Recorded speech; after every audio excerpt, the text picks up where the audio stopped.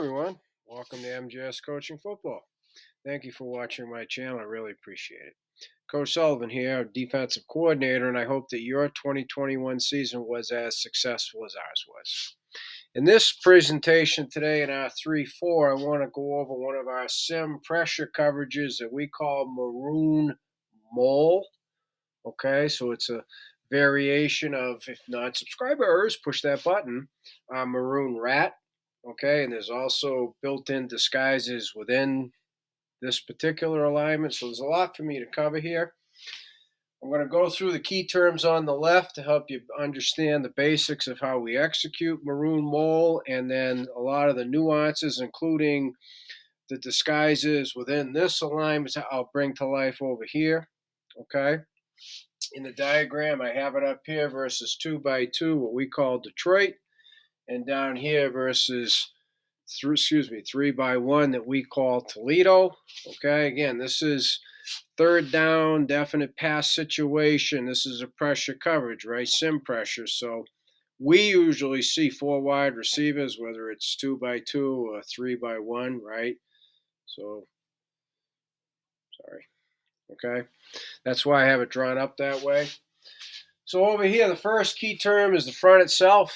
What we call 58 up. We cover all 5 offensive linemen, which impacts protection immensely. Again, non-subscribers, push that button. You have access to all of it, right? Third down, pass situation, pressure playlist. Okay? And so that takes care of it. That's the front. All right? This is a sim pressure number 2. Just the alignment, the front itself is simulating we're bringing pressure. And then post-snap, the offensive line, quarterback, everybody's going to figure out, are 5 coming, 4, 3, right? What's going on? That's the sim pressure part. It's beautiful. It's so simple, okay? So then number 3, Maroon Mole, right? We use colors, in our coverage system. Maroon is man-free, all right? So Mole is a tag to Maroon, okay? So it's still Maroon. Man under, one free, one high look, right? One high structure. But the mole is going to add to it, give it a lot of multiplicity. Okay, and again, our alignments are disguised. So first of all, key term within Maroon Mole is divider leverage, right? Number ones, our corners get inside press, boom, done, right? They can't necessarily get much help. All right, well, one receiver is certainly different than 2 receivers, but even still, we want to be able to help with his multiple receivers. So in a 2x2, the divider leverage, our outside linebackers, who most likely are defensive backs, we just don't change the names, right? Our dime and rover line up with outside leverage, hence the Disney call, okay? And then when they have help to the inside, that's the divider leverage. It's a form of a bracket, right? We try to bracket numbers 2 and 3 inside out. And on top of that, obviously, we have high-low, right? Safety on top, defensive back, outside linebacker below. Okay, so we got it bracketed. That's the divider leverage. Now, in Maroon Mole, our inside linebackers versus 2x2, they're in a combo, which is what we call maybe, right? Maybe I have them. Maybe you do. Plus, it's M and B, Mike and backer. Okay, so the maybe combo is running back 2. So they're going to punch out. I'll go through all this in the diagram. Okay, confirm its pass. Then if the running back's to them, they have their plan, and that involves a key rush. If the running back is away from them, they're going to spy the quarterback. Okay? However, if it's 3x1, the inside linebackers become rats. Okay? So we have a 3 receiver side rule rat. We have a 1 receiver side rat with rules. Okay? So again, they're going to punch out. I'll show you that in the diagram. Okay? And they're going to, on the 3 receiver side, inside linebacker is going to cut 2 if he's crossing. If not, running back. Goes back to the running back. On the 1 receiver side, the inside linebacker will cut number 1 on a crosser. If not, with eyes on the running back, if need be, he'll take the running back because we've already got inside press man by the corner, right? So in mole, the inside linebacker's job changes from 2x2 to 3x1. Okay? So all that happens is in 2x2, they hear Detroit, they're screaming, maybe, maybe, maybe. They know what's going on. They don't have to scream it too loud. 3x1, they're hearing Toledo, Toledo, Toledo, right? Liz Rip.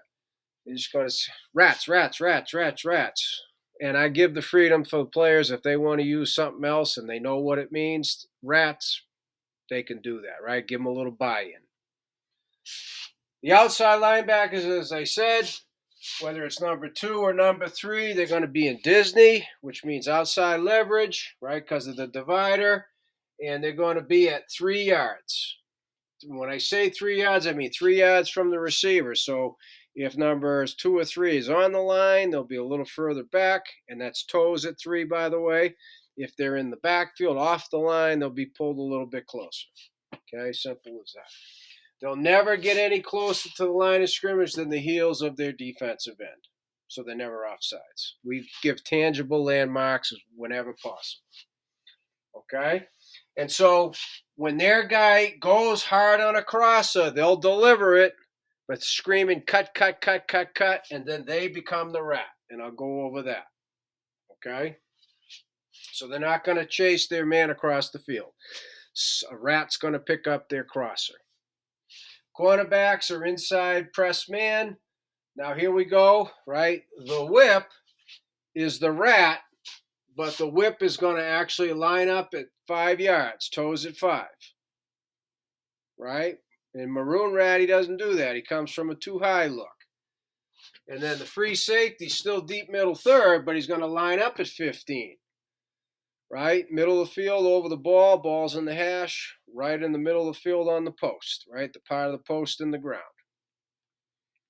Okay? So before I get to anything else, the built-in disguise, we blitz the whip or not, right? And when we blitz, either the backer might become the rat or the Mike might become the rat. See, that's the built-in disguise. So now an offense has to prepare. When we line up in this, here are all the possibilities, right? When they're at too high, here are all the possibilities. So it's easy for us. It's a lot for the offense. And that's a big part of, I think, making your players, giving them the ability to play fast up here so they can play fast with their feet. Simplify it for us, and in so doing, have a scheme that's complicated for your opponent. Okay, I mean, I don't think we're breaking any new, strategic barriers there. We're knocking down any walls, but that's what we do. So now over here, right? Up top, it's Detroit, Detroit, Detroit. In both scenarios, I'm sorry, are in the middle of the field, okay? So the Maroon rules kick in, right? Running back 2 key rush. I'll go through that first. On the snap of the ball, they punch out. So the technique on the punch out, our inside linebacker is inside foot's up, right? So they just literally punch off of that up foot, and then they get, in this case, as they're punching back, their eyes are on the running back, both of them, okay? Punching back, eyes on the running back, okay? So if the running back comes to him, this brings in the key rush, but he's not in a pattern, okay? He is going to key rush, which just simply means he's going to add to the rush. Okay, he's going to add to it. Simple as that. All right? Both of our defensive ends have cage on this. And the nose, okay, we give a little bit of freedom. So if the nose were rushing in that A gap, that obviously limits the key rush to the B gap. If the nose were rushing the opposite A gap, then that gives the backer a two-way go to add to the rush. Key rush. The key's the running back. If he's in protection, you add to the rush. Now it's a 4-man rush. Okay? Back over here, he's now spying the quarterback. Okay? He's going to spy the Q. And this gets real messy real quick, so I apologize. Okay? So now I'll just give you one scenario. I'll use blue. If this number 2 is coming hard on a crosser, he's going to get hands on. He's going to scream, cut, cut, cut, cut, cut. The whip, okay, as quarterback first. Here's cut, cut, cut. Keeps his head on a swivel constantly. I mean, he's a bonus quarterback guy. The whip, will pick up the crosser, and now the dime becomes the rep. So if you had double crossers, right, the mesh concept, he would pick up the crosser coming in this direction, the whip picked up that one, and now you have a bonus guy, right? He now becomes available. He becomes the rep. So these 3 defenders end up switching positions. The rover ends up on in the middle. The whip ends up on the left, right? The dime ends up back where he was, sort of switching positions. Okay? So we're not going to ask the whip to pick him up and then, now pick him up. Once he picks up this crosser, he stays with it. He screams, cut, cut, cut. Here's the new rat. The dime will pick it up, and he stays as the rat. Right? I know it's a lot to show, right, and get messy real quick, but that's how we do it. You got to practice the daylights out of it. That's a Thursday practice for us, okay, because it ties in with red zone goal line. Down here, right, 3-by-1, Toledo, both inside linebacker become rats, okay. The whip, takes number 3, so now specifically when the ball snapped, he gets his eyes to 3. He sees the crosser, he takes it. 3's not crossing, he stays with the Q. That's it. Boom, done. Okay? So he's only going to pick up 1 crosser, number 3. Inside linebacker, 3 receiver side will cut 2. He'll take it. Right? And then he'll pick up the running back. See, they replace each other. Over here, because we've got press inside man, as he's punching out, yes, his eyes to 1, but he's got to get his eyes here because we have teams that will run him on a hard cross or run a running back on a wheel. We tell the Mike, you take the running back on the wheel first because he's already inside press on the crosser. If the running back is not running apparent to him, then he will cut number 1, and we got that thing double covered. Okay? And that's how we handle it. And all the while, the free safeties starts at 15. He's working for depth. Right? His pedal will vary with any tempo if he's got any verticals.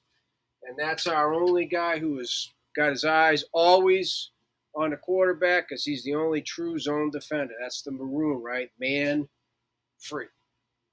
So there's a lot there. I get it. So, okay, as I said at the beginning, thank you for watching my MJS Coaching Football channel. But questions, please email me at coachmjsullivan@gmail.com, and I'd be happy to go over any and all scenarios with you here. We can even set up a Zoom call right here on the whiteboard. All right?